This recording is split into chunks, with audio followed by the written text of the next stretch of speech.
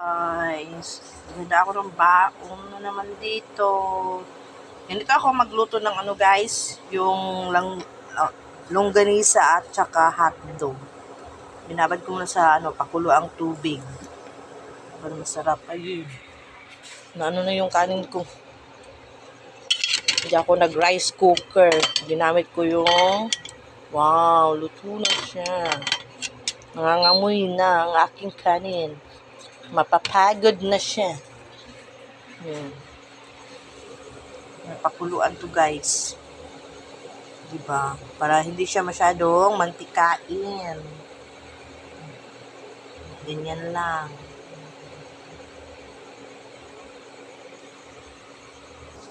Ayan guys. Boil muna tayo ha. Kasi para iwas mantikain yung mga anak natin. Ganito lang ang pagluto. Boil nyo sa